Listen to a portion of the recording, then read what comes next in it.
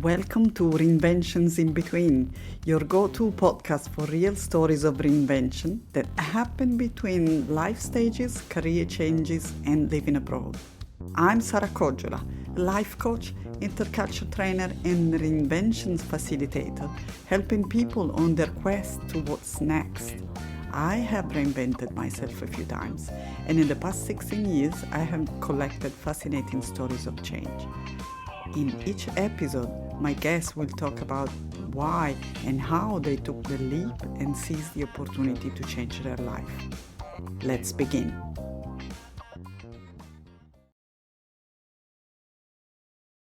At that point was literally either my health or my job.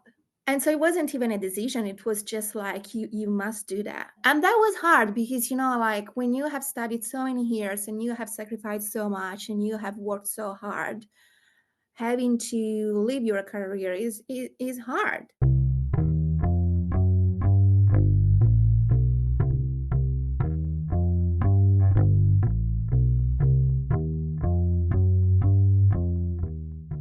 Hello, everyone. I have the pleasure of having with me today Chiara Errico.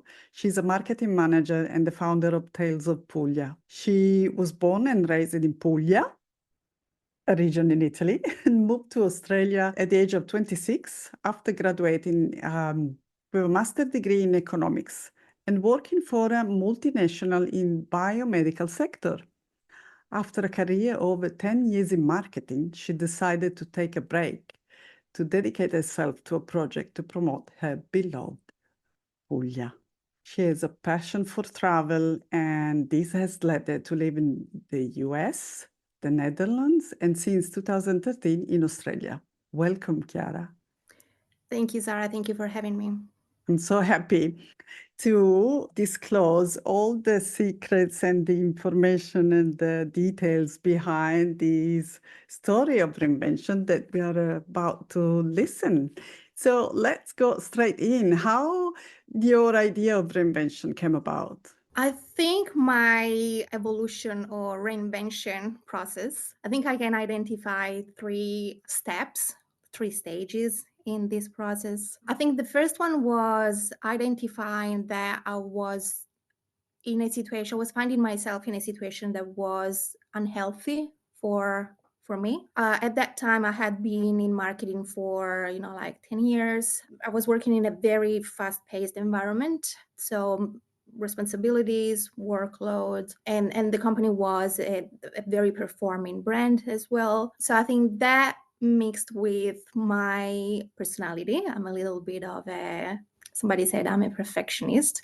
I didn't believe them, and now I think I do. Together with the pandemic, because the pandemic, I think, played a big role in the sense that we were working really, really long hours. And I think at that time, not just in my industry, I think everywhere, like the boundaries between the professional life and the personal life got a little bit blurred. So, like people could reach out to you morning, night, Saturday, Sunday. So I think this mix of factors played a big role in my physical health. So unfortunately, I developed a condition. This condition affected my daily life 24/7. And I think at that time, work was my medicine, but was also my poison me at the same time, in the sense that I absolutely adored my job. I love marketing. I have always been in marketing. I don't know anything else than marketing. I had, like great co-workers, and work was helping me not to focus on my pain, but at the same time, like working long hours didn't help. I was unwell most nights. I was unwell on the weekend, but I would show up at work like nothing ever happened. So I was able to perform, which was something that made me, like keep pushing and keep going. But at the same time, it's not really healthy for your body. In particular, when your body is already telling you, can we stop? This is becoming a little bit too much. And so it got to a point that I think it wasn't even a choice. I was actually forced. This condition became so chronic, unfortunately, that I realized that if I had pushed further, most likely I would have not been able to get my health back. Mm. And so this is when I had to make the decision to leave my job. It was extremely painful.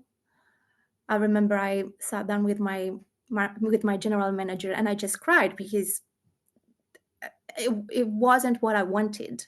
But In your rational mind. in my rational mind, yeah, I just, like, because I loved marketing and I just wanted to keep working, but it was literally at that point was literally either my health or my job. And so it wasn't even a decision. It was just like you must do that. Like if you want to get healthy, if you want to get better, you have to do that. And I love how you described that this opportunity of reinvention was born like a flower among cracks. What It did you was. find? It was because then, like after identifying that I couldn't be in that situation anymore, it became, I think the hardest period was embracing and accepting that I couldn't be in my job. And that was hard because, like when you have studied so many years and you have sacrificed so much and you have worked so hard, having to leave your career is hard. But at the same time, I after that period of accepting it, I said to myself, I either, lay in bed and cry every single day, or I just move forward and I do something. And so this reinvention was actually born, like as a flower in the desert, pretty much. Mhm. Beautiful metaphor. Because at that time I was feeling lost and I was feeling, yeah, I was feeling almost dry inside. And I thought, what is something that I'm very passionate about? And what is something that I can use my skills for? And in the back of my mind, I always had the desire to share my region because I do believe I was fortunate to be born in one of the most beautiful places in the world. When you're young, you do not realize it. And then you go abroad and you start living abroad and you're like, oh, wow, like my region is actually amazing. It's beautiful. It's stunning. There's so much to do. There's so much to see.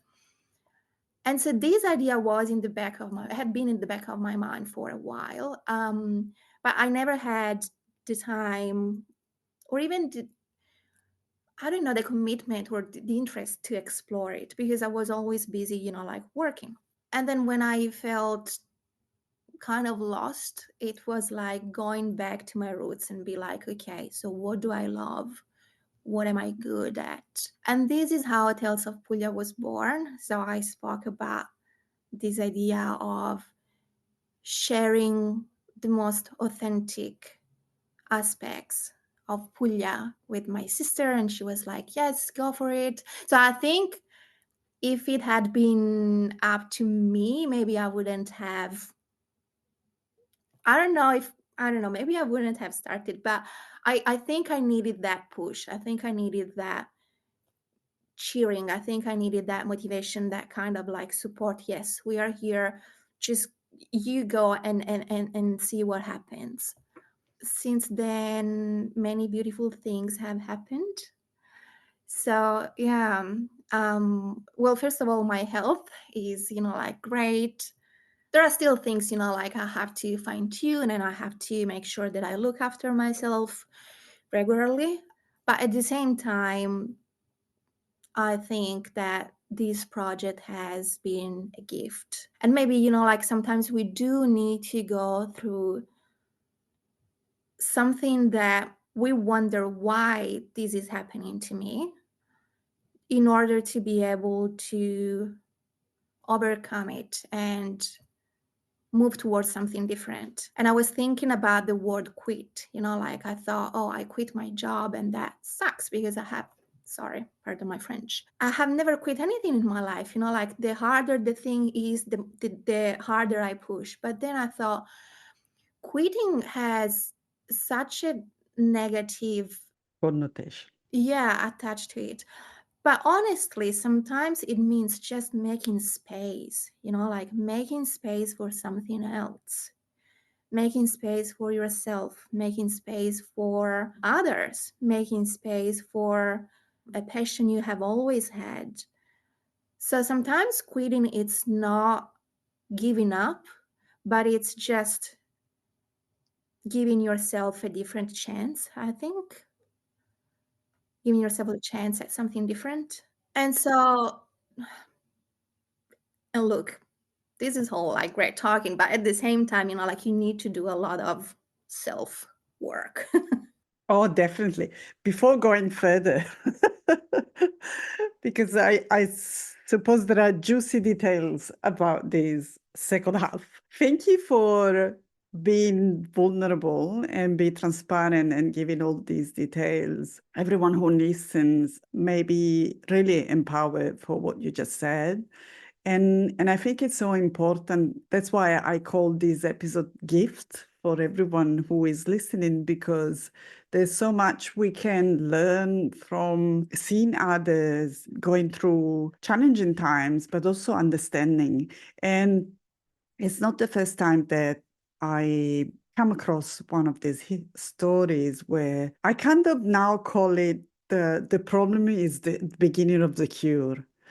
Because I've Hmm, seen so many people arriving to a specific point in their profession, in their career, where they are so sick that the body is really screaming for help. exactly.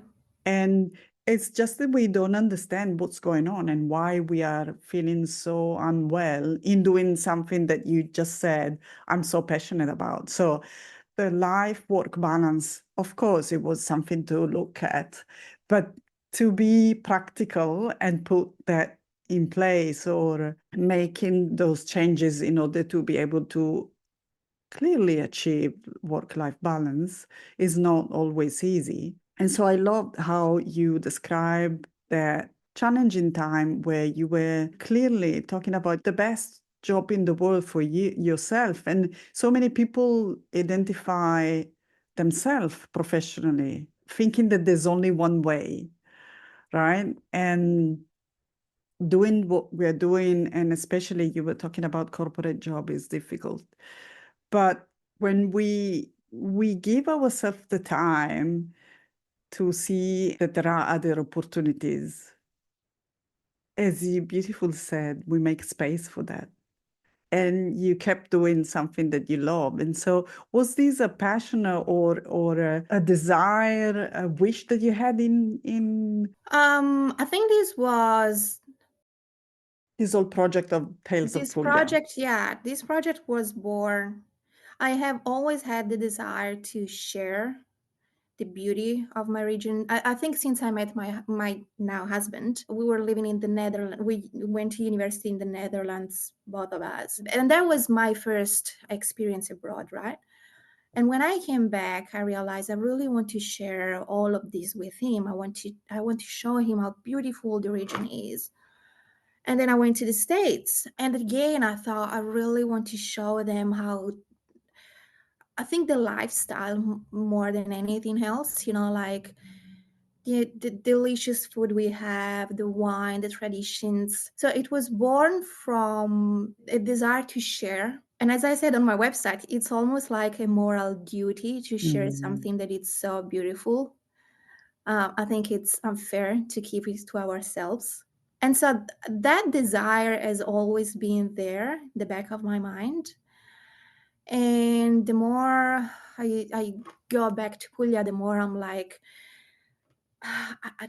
people need to see, people need to know, people need to be here, people need to come here and visit. And so this is how it was born. And it was also born from the desire to give back to my community. There are so many beautiful little villages with so many beautiful little businesses, like the bakery or the local artisan. There's so much beauty that I think I want these two worlds to meet. Like I would like this most authentic part of Puglia to meet with people that are not just tourists but are travelers, people that want to explore, that want to learn. So this is how this idea was born, this little gift was born. Yeah, it was born from the desire to share and also to make people happy, because sometimes you really need to have a break from your daily life. And I do think that the lifestyle that the region offer is something that really makes you appreciate life. Mm. Like that slow pace, the little things in life that really make you happy, like a really good meal or a glass of really good wine shared with friends, or just, like swimming in the Mediterranean. These small things are really things that I truly believe can make people appreciate life. And since I have gone through a tough period, life appreciation is really big for me. Paramount, I would say. So I think I want to share this with people that want to live at their fullest, but just appreciating small things, like it doesn't need to be something. Small things that then become your baseline to live by. And Yeah. so I'd like to connect these to another important dot that I think is talking about values. And what kind of values did you want to, that you mentioned already a few things, but in doing this transition to something that you love, what is important now? Yeah, Yes. passion, that's for sure. Because, like everything, I think if you want to do something properly, you do need to put some passion in it. I don't think big things comes where there's no desire, no interest, no passion. So I think that's the first thing. Discipline, I think you do need a little bit of discipline, in particular when you start a new business. Because, like you're by yourself and getting demotivated can be really easy.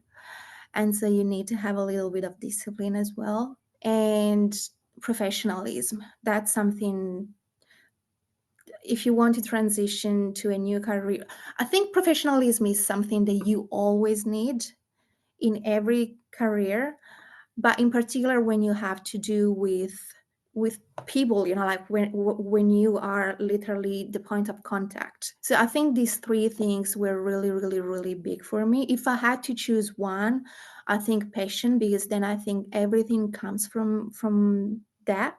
I'm curious to know, was this passion the same drive that you had when you were in your corporate job? Oh, 100%. 100%. I think by nature, I'm just like, if I do something, it's just like needs to be perfect, unfortunately.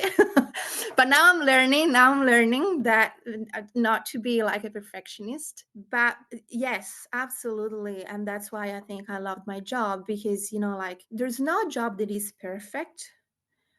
And that's why you do need that passion. That passion needs to be, like your engine, because otherwise it's gonna be hard to perform and to stay somewhere that you're not passionate about. Mhm. This is so It important what is you just vital, I said. think, because life is already hard. If you have no passion in what you do, like what's the point? And I remember my general manager, we were having a meeting, and he said, "You, I think this English expression was, you wear your hearts on your sleeves," which means you kind Mhm. of like go all in, you put a lot of passion in what you do. And yeah, and I'm also Italian, so maybe that counts a little bit. Who knows? Of course, there are also many other interesting aspects about cultural identity where we can really touch on a little bit with. But we will see with other question. I have so many interesting questions to know about your Yeah. story.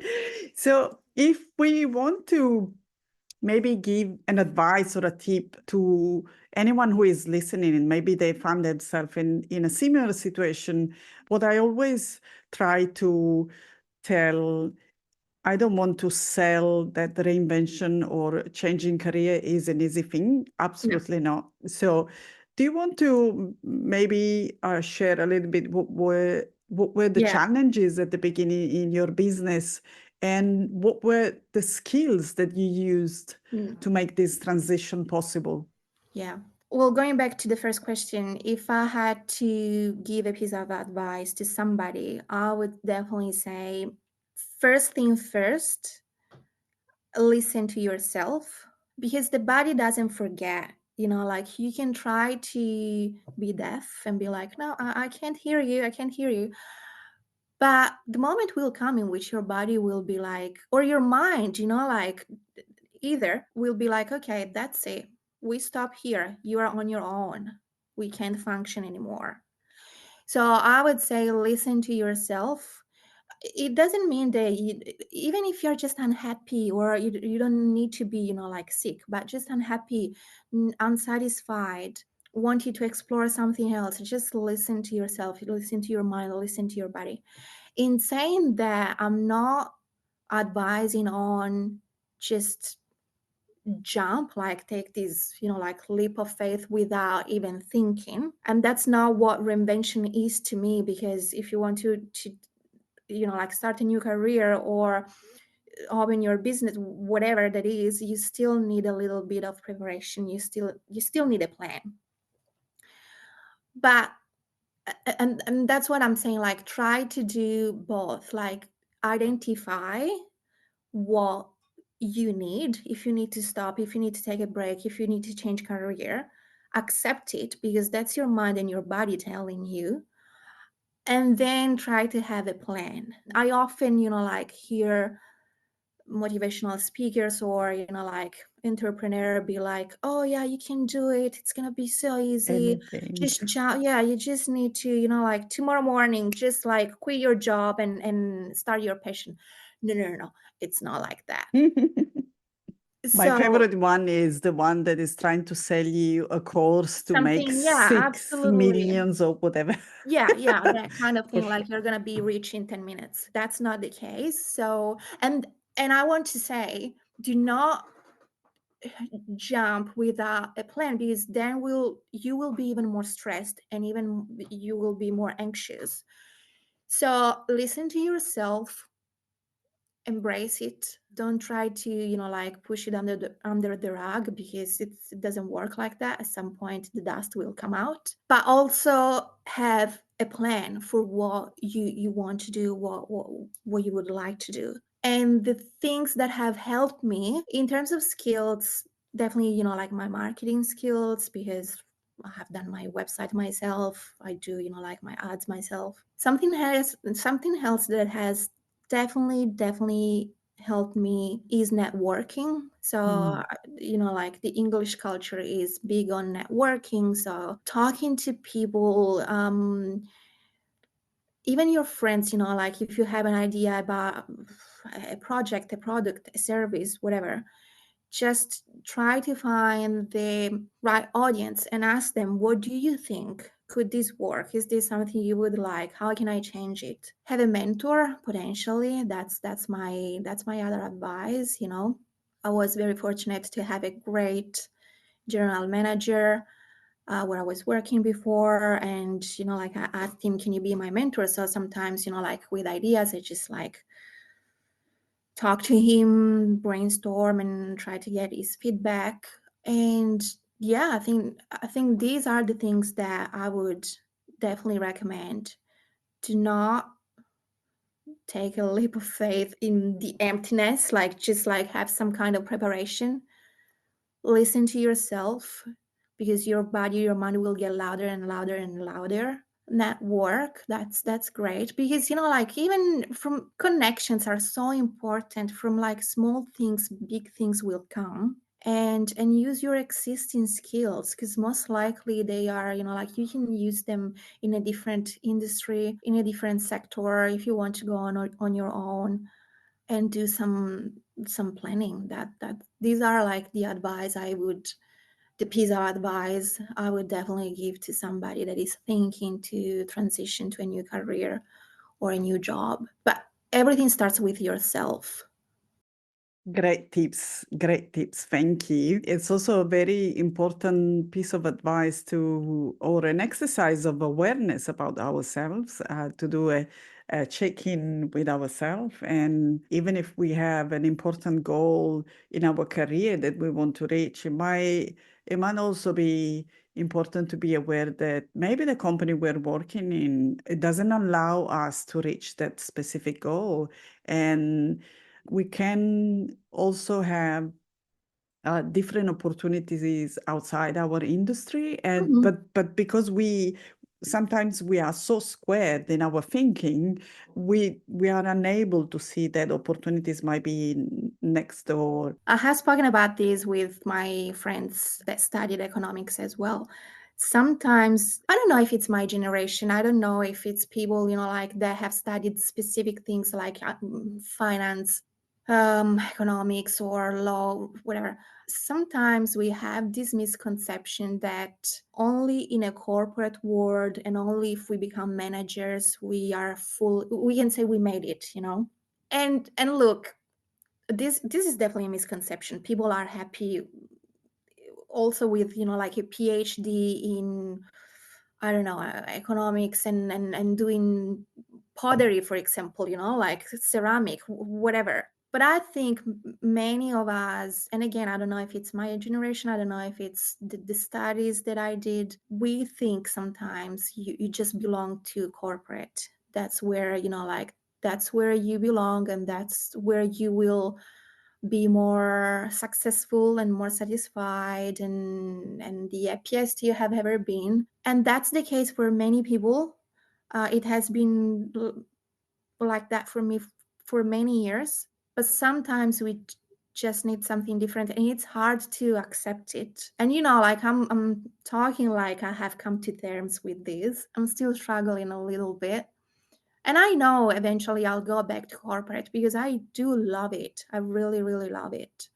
But at that time, I just needed to take a break and just do something that I belong to and it belonged to me as well. How beautiful to explain this dual way of belonging, Yeah. because it gives also the importance on how we contribute to a company or to a job, and not just that we have to be part of that identity to express ourselves and to give ourselves a specific validation that Yeah. we seek to feel the impact of what you were doing. I love what you said. I wanted to ask you if you ever thought about, given the fact that you studied and lived in different countries, what you just said about this misconception, or can be also a prejudice or a bias about the corporate world. Did you notice any difference between different cultures? How do people perceive?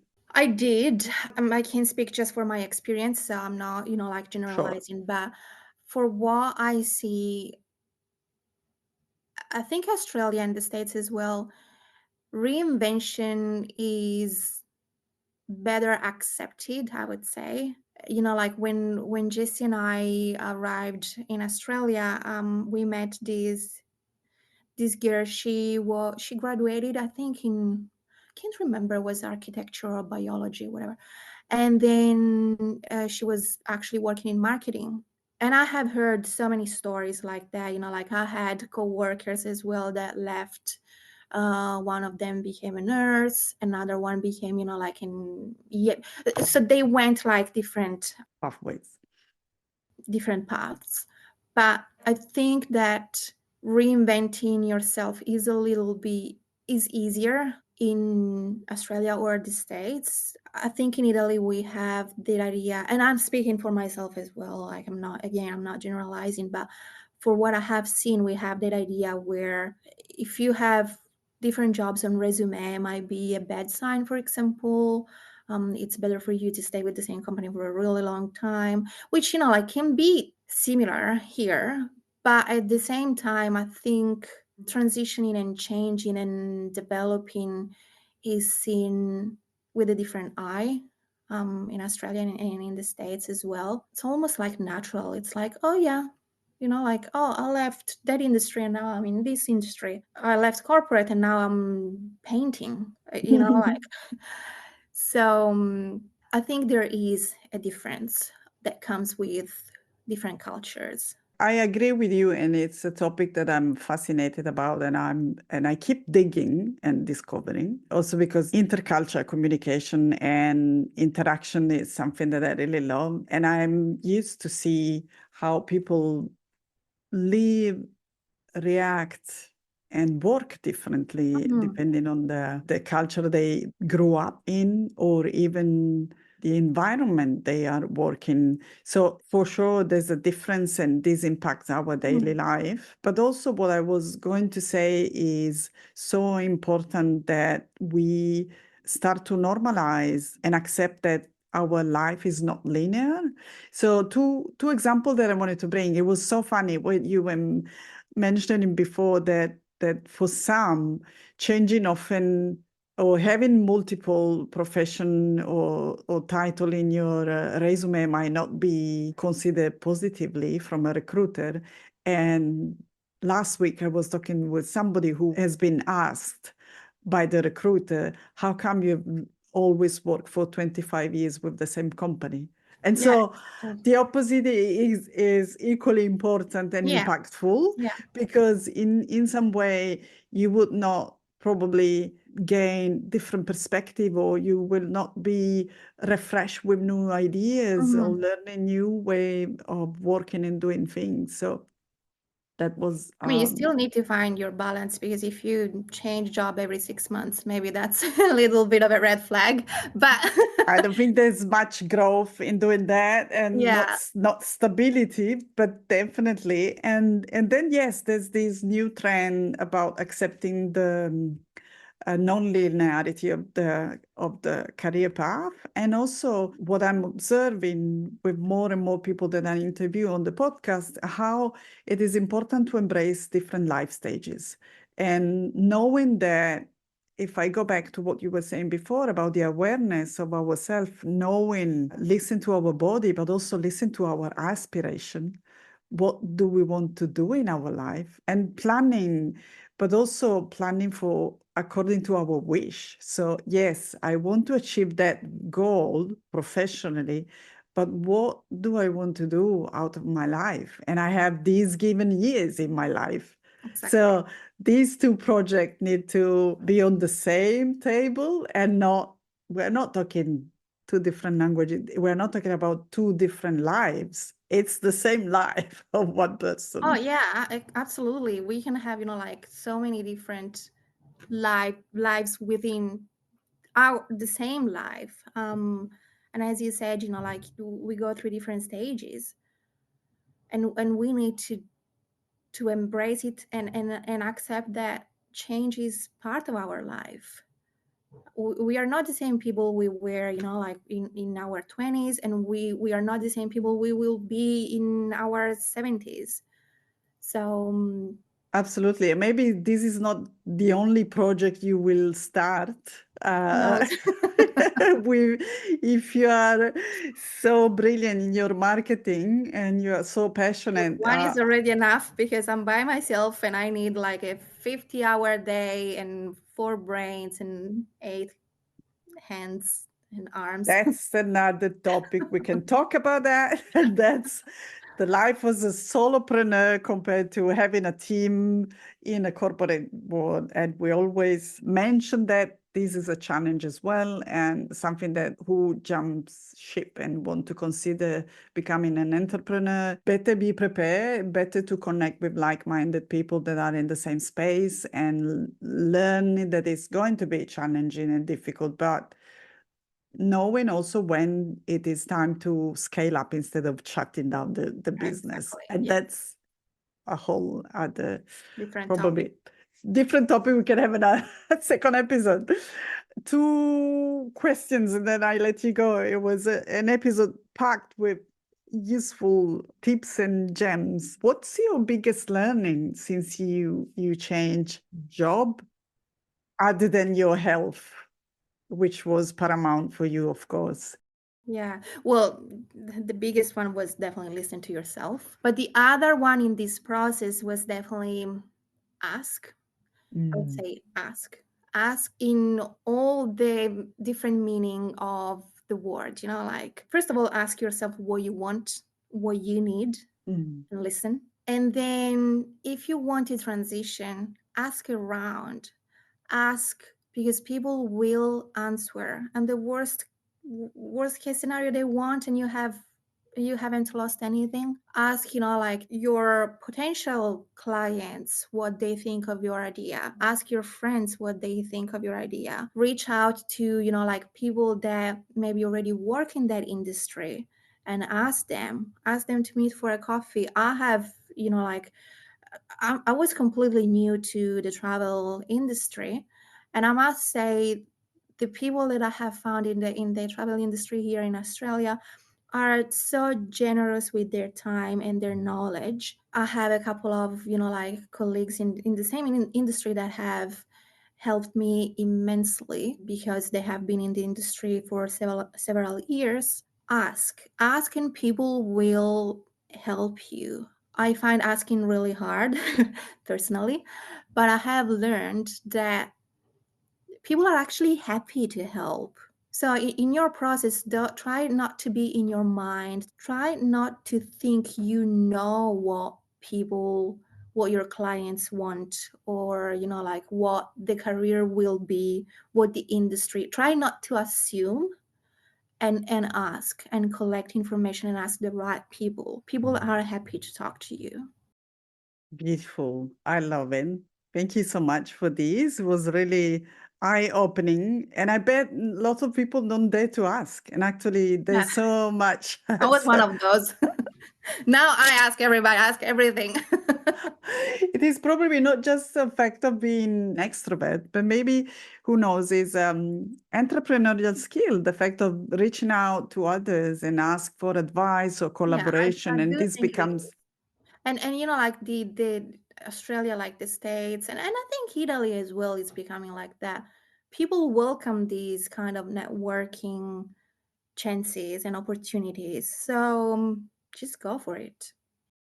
one of the beautiful skill that we have in coactive coaching is co-creation, and I think it's is one of most important values that I treasure, really. And being able to cooperate with others as well, I think it really gives you that support that you don't have once you transition from a corporate or an employee job Exactly. and you move to an entrepreneurial one. I have a tradition, and I ask at the end of the episode, what was your sliding door moment? Do you remember the movie with Gwyneth Yeah, Paltrow? I do.